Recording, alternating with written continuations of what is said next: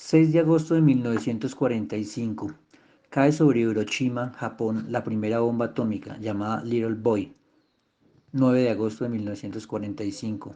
Cae sobre Nagasaki la segunda bomba, llamada Fat Man, con lo cual se consolida Estados Unidos como una superpotencia. Con más de unos 50 millones de muertos termina la Segunda Guerra Mundial. El triunfo de la Unión Soviética sobre la Alemania nazi después de la Revolución Bolchevique la consolidan como la superpotencia europea. Es el nacimiento de la Guerra Fría. Será un fenómeno de polarización que permanecerá por más de 40 años. El bloque del Este, oriental, liderado por la Unión Soviética, con ideología comunista, y el bloque del Oeste, el occidental, liderado por los Estados Unidos, con ideología capitalista. Nace la cortina de hierro, pero esta tensión por la carrera armamentista, la posible confrontación de las superpotencias, genera la creación de un organismo internacional encargado de mantener la paz. Nace la ONU, con 50 países, y luego viene la Declaración Universal de los Derechos Humanos en 1948. Terminada la guerra, se entra en una grave crisis económica. Sin embargo, esta sirvió para el descubrimiento de grandes industrias como la armamentista, lo cual permitió a las potencias aplicar en la industria e iniciar la reconstrucción de sus países, lo cual llevó a los 5 países aliados a convertirse en los más poderosos del mundo e iniciar su reconstrucción. Las estrategias de la guerra fueron la semilla para grandes creaciones y adelantos tecnológicos y científicos, como en la medicina. También se creó la máquina de Turing para poder decodificar los códigos utilizados por el ejército alemán, que luego se convertirían en la creación de los computadores. Los Estados Unidos aprueban el Plan Marshall en 1947, de donde se consolida a Estados Unidos como benefactor de otros países. Aprobó un proyecto económico de Europa por 13.000 millones de dólares, con asistencia técnica y administrativa para realizar la economía y reconstruir sus ciudades. Discurso del 13 de marzo de Joseph Stalin. El 5 de marzo de 1946, Winston Churchill declaraba lo siguiente: desde Stettin, en el Báltico, hasta Trieste, en el Adriático, ha caído sobre el continente un telón de acero. Tras él se encuentran todas las capitales de los antiguos estados de Europa Central y Oriental, todas estas famosas ciudades y sus poblaciones, y los países en torno a ellas se encuentran en lo que debo denominar la esfera soviética, y todos están sometidos a una altísima medida de control por parte de Moscú. Por cuanto he visto de nuestros amigos los rusos durante la guerra, estoy convencido de que nada admiran más que la fuerza y nada respetan menos que la debilidad. Es preciso que los pueblos de lengua inglesa se unan con urgencia para impedir a los rusos toda tentativa de codicia. Tan solo 8 días después, el 13 de marzo del 46, Stalin, entonces secretario general del Partido Comunista de la Unión Soviética, respondería fuertemente a las declaraciones del primer ministro británico. Churchill está tomando el camino de las belicistas, y este camino no está solo. Tiene amigos no solo en Gran Bretaña, sino también en Estados Unidos. Churchill ha desencadenado una guerra con su teoría sobre la raza, afirmando que solo las naciones de habla inglesa son superiores y que ellas están llamadas a decidir los destinos del mundo entero. Es sorprendente que se critique el hecho de que la Unión Soviética está intentando que en estos países existan gobiernos leales a la Unión Soviética. ¿Cómo puedo describir estas aspiraciones pacíficas como tendencias expansionistas? Si él y sus amigos pretenden una nueva campaña armada contra Europa Oriental, podemos afirmar con entera confianza que serán aplastados como lo fueron hace 27 años.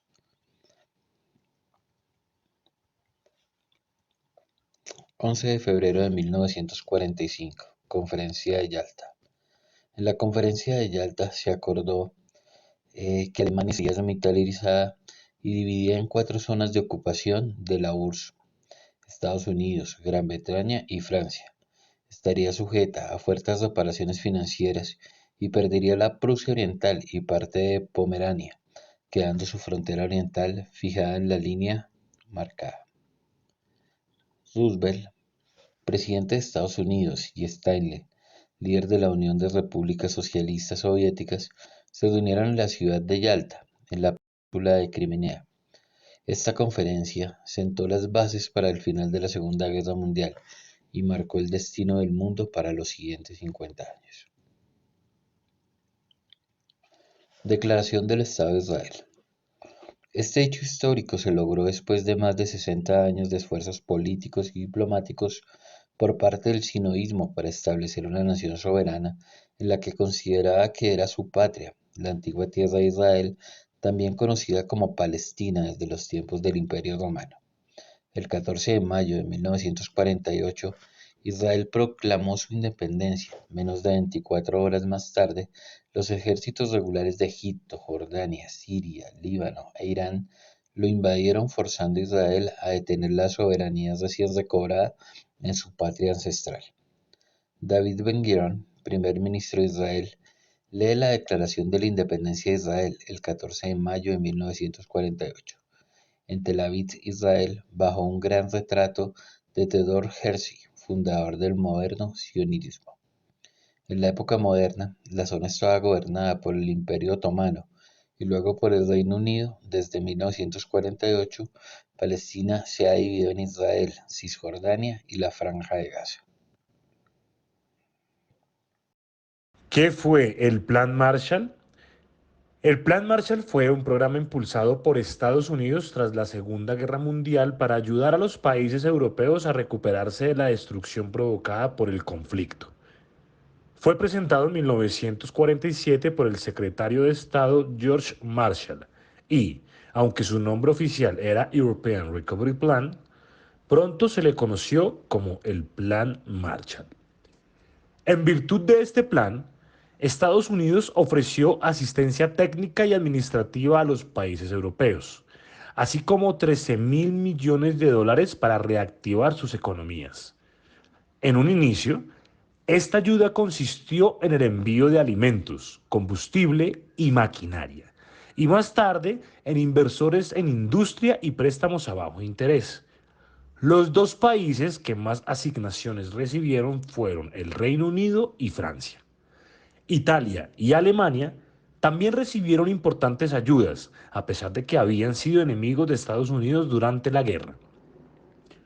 El plan fue ideado por el gobierno del presidente Harry Truman, 1945-1953, durante cuyo mandato empezó la Guerra Fría.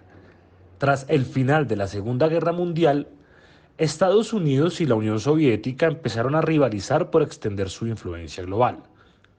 Truman lanzó la llamada Doctrina Truman, que consistía en apoyar a los países de Europa Occidental para evitar la expansión soviética por el continente. La doctrina se inauguró en 1947 dando apoyo militar a Grecia y Turquía, dos países en los que la URSS trataba de influir. Como parte de esa estrategia, el Plan Marshall pretendía apoyar la reconstrucción de los países de Europa Occidental para frenar a la URSS. El plan tuvo resultados satisfactorios. El Reino Unido, Francia o la República Federal Alemana ya habían reactivado e industrializado sus economías en 1951. Además, una vez se recuperaron, estos países se unieron al bloque capitalista y a la OTAN, aliándose con los Estados Unidos durante la Guerra Fría. La Unión Soviética reaccionó estableciendo una esfera de influencia en el este del continente restringida a las ayudas estadounidenses. La rivalidad entre ambas potencias comenzó en Alemania, país dividido entre los vencedores tras la guerra. La mitad occidental del país, la República Federal Alemana, recibió ayudas estadounidenses, mientras que la mitad oriental, que se convirtió en la República Democrática Alemana, permaneció en la órbita soviética. Pronto, esa división atravesó todo el viejo continente para imponer lo que Churchill definió como el telón de acero, la línea física e ideológica que separó al bloque capitalista del bloque comunista durante toda la Guerra Fría. Con la finalización de la Segunda Guerra Mundial se polarizó el hemisferio en capitalistas y los socialistas. En palabras más sencillas, ambas partes necesitaban garantías como la unión y asistencia. Así nació por parte de los capitalistas la OTAN, la Organización del Tratado del Atlántico Norte, un organismo altamente poderoso y militar para responder a las agresiones del bloque comunista. Posteriormente, años después, la incorporación a la OTAN de la República Federal Alemana, la parte capitalista desde la división de 1949, generó la creación del Pacto de Varsovia, o también llamado Tratado de Amistad, Cooperación y Asistencia Mutua, que no es otra cosa que la respuesta a la OTAN. Y en manos de Nikita Khrushchev, el presidente para ese entonces de Rusia, según Nikita, este pacto surge como organismo de equilibrio frente a la OTAN, para que existiera ese tal llamado contrapeso. Rusia había sido defensiva hasta ese momento, pero con la muerte de Stalin y el ascenso de Nikita se volvió ofensivo y potenció su arsenal militar. Y lo hizo fortaleciendo las tropas convencionales, de tal manera que Estados Unidos no tuviera oportunidad de defenderse. El Pacto de Varsovia no era otra cosa más que un mando militar en cabeza de Rusia y estaba al mando de esta organización, encabezándola. Para eso designó al mariscal Stepanovich Konev, un héroe de la Segunda Guerra Mundial de Rusia, con el fin de fomentar la coordinación y el apoyo entre los distintos ejércitos del Pacto de Varsovia. En la práctica se suponía que los países miembros del Pacto de Varsovia tenían los mismos derechos, pero en realidad Rusia era la que ostentaba todas las posiciones privilegiadas. Realmente la razón del Pacto de Varsovia era mantener unidos el comunismo y el imperialismo soviético. Rusia nunca tomó en cuenta las opiniones de los otros países aliados en las tomas de decisiones. Mala cosa. Y menos cumplirla. La no intromisión en asuntos de política interna de los otros países miembros del Pacto de Varsovia. Con el ascenso de Mikhail Gorbachev, Rusia ingresa al capitalismo y se preocupa más por invertir en su economía interna, abastecer supermercados, alimentos y no gastar en satélites millonarios. También renuncia al derecho de intervención en otros países y termina esto con la caída del muro de Berlín. Pero bueno, me adelanté un poco. Volvamos a los años 55. Ya se cumplen 65 años de la creación del Pacto de Varsovia, desde mayo 14 de 1955, que es la alianza de los países del bloque del Este a la cabeza de Rusia, y por el otro lado, el bloque del Oeste a la cabeza de Estados Unidos con la OTAN. Eso fue lo que sucedió después de la Segunda Guerra Mundial y que trae inmersa toda la parte de la Guerra Fría, que es un gran espacio en la vida de todos los habitantes de este universo y sobre todo todos los que tuvieron que ver con esa guerra.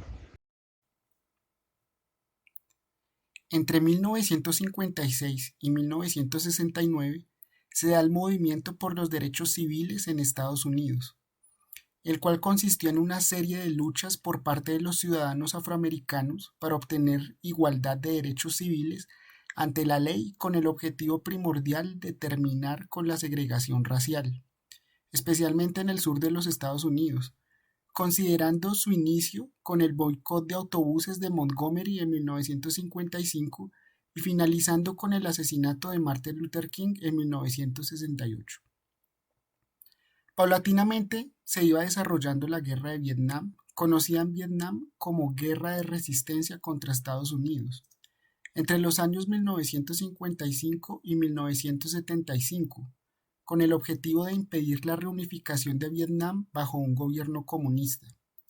Participando en dicha guerra la República de Vietnam o Vietnam del Sur, con el apoyo de Estados Unidos y otras naciones aliadas, contra el Viet Cong, la República Democrática de Vietnam o Vietnam del Norte, respaldados estos a su vez por China y la Unión Soviética, lo que dio como resultado un aproximado entre 3,8 y 5,7 millones de muertos. Esta guerra constituyó la contienda más larga de Estados Unidos hasta la Guerra de Afganistán y fue una de las guerras más importantes de la Guerra Fría. Paralelo a la Guerra de Vietnam, Estados Unidos y la Unión Soviética disputan la conquista del espacio en lo que se denominó como la carrera espacial, la cual duró aproximadamente de 1955 a 1975. Buscando la exploración del espacio exterior con satélites artificiales y el transporte de humanos al espacio y la superficie lunar. Dicha carrera dio inicio con el lanzamiento soviético del Sputnik 1 el 4 de octubre de 1957 y se acuñó el término como una analogía a la carrera armamentista.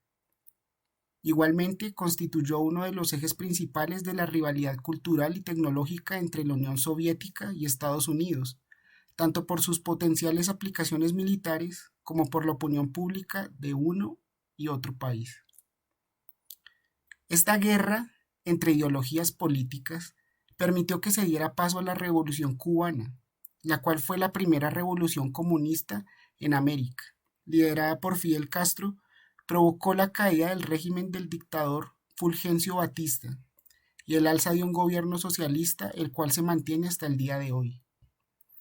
Este tipo de sucesos generaron una fidelización de los ejércitos latinoamericanos a la política exterior de Estados Unidos, donde usando como pretexto la amenaza del comunismo, surgieron dictaduras dentro de las cuales se destacan la de Paraguay con Alfredo Stroessner, de 1954 a 1989. En Chile, Augusto Pinochet, de 1974 a 1990.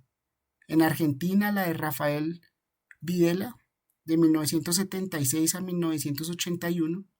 Y en Panamá, la del dictador Manuel Antonio Noriega, de 1983 a 1989. Bueno, pues Jorge, Felipe, Cristian, Juan, Iván, gracias por el recorrido que acaban de realizar frente a la situación o lo que podemos denominar como una década de no solamente de una lucha ideológica, sino también armamentística y digamos que en todos los aspectos que voy a mencionar también se nota cómo siempre ha existido una polarización entre lo que es el capitalismo y el comunismo. Y nos vamos pues al año 1957 con la fundación de la Comunidad Económica Europea. Recordemos que la Unión Europea nace con el anhelo de acabar con los frecuentes y cruentos conflictos generados entre los vecinos, culminando la Segunda Guerra Mundial. En los años 50, la Comunidad Europea del Carbón y del Acero es el primer paso a una unión económica y política de los países europeos para lograr una paz duradera. Sus 6 fundadores son Alemania, Bélgica, Francia, Italia, Luxemburgo y los Países Bajos. Este periodo, para tenerlo presente, caracteriza a la Guerra Fría entre el este y el oeste. Las protestas contra el régimen comunista en Hungría son aplastadas por los tanques soviéticos en el 56 y en el 57, que es la fundación de la Comunidad Europea, se firma el Tratado de Roma por el que se constituye la Comunidad Económica Europea o comúnmente o más conocido como el Mercado Común. El hecho que marcó el comienzo de la Guerra Fría en Colombia y podríamos decir que en América Latina fue el asesinato de Jorge Eliezer Gaitán el 9 de abril de 1948. Si bien en la Segunda Guerra Mundial Estados Unidos venía promoviendo la necesidad de crear esquemas de defensa del hemisferio frente a un posible enemigo, los hechos del 9 de abril en plena reunión de la 9ª Conferencia Panamericana significaron para el presidente Truman y para su secretario de Estado George Marshall, presente en la Conferencia de Bogotá, una oportuna y excelente demostración para que el comunismo soviético demostrara que tenía pretensiones expansionistas en este hemisferio. Si bien Estados Unidos, a través de su secretario de Estado, habían propuesto en la conferencia se analizara el tema de la subversión y el comunismo en el continente, esta propuesta no tuvo acogida por parte de los representantes de varios países y por ende no formó parte de la agenda finalmente acordada. Y ya como conclusión, podemos decir, frente a lo que mis compañeros han expuesto en el presente podcast y ya para resumir, pues podemos decir que se ha planteado una radiografía en las fases de la Guerra Fría en Colombia, que aunque tuvo elementos en común con la periodización que se ha hecho de la Guerra Fría universal, esta tiene sus particularidades que muestran la necesidad de hacer seguimientos a las formas como se desarrolló en cada uno de los espacios de la geografía, proceso necesario para entender cómo cada país asumió y enfrentó las políticas del contexto mundial, pero también para ver cómo ese contexto internacional transformó las realidades nacionales y sobre todo los imaginarios colectivos. En buena medida, se puede observar que la forma como se vivió en Colombia y en general en el continente americano el conflicto de la Guerra Fría no responde a lo que se vivió en el contexto y en el concierto universal. Pues mientras, por ejemplo, en el orden universal durante los años 60 se dio comienzo a un acercamiento entre los dos modelos que se habían declarado en 1947 como antagónicos e irreconciliables por el mismo presidente Truman, en América se presenta una intensificación de las contradicciones entre defensores del comunismo y los defensores del capitalismo, que se manifiesta en la concreción de procesos subversivos, con el auge de guerrillas en casi todo el continente, con la toma del poder por parte de organizaciones guerrilleras comunistas o por la llegada del poder de gobiernos de corte socialista, por un lado, pero por la otra parte también con el endurecimiento y militarización de muchos regímenes, incluidas las dictaduras, que se convirtieron en la forma de gobierno mayoritario en el continente. De lo anterior podemos inferir la necesidad de construir análisis sobre realidades concretas que nos permitan dar pistas sobre la complejidad del fenómeno y la forma como en cada estado fueron asumiendo estas políticas y prácticas que se tradujeron en algunos casos, como en el caso nuestro, el caso colombiano, el financiamiento de la crisis social y de la ola de violencia. Muchas gracias, compañeros. Con esto finaliza nuestro podcast. Que tengan buena noche.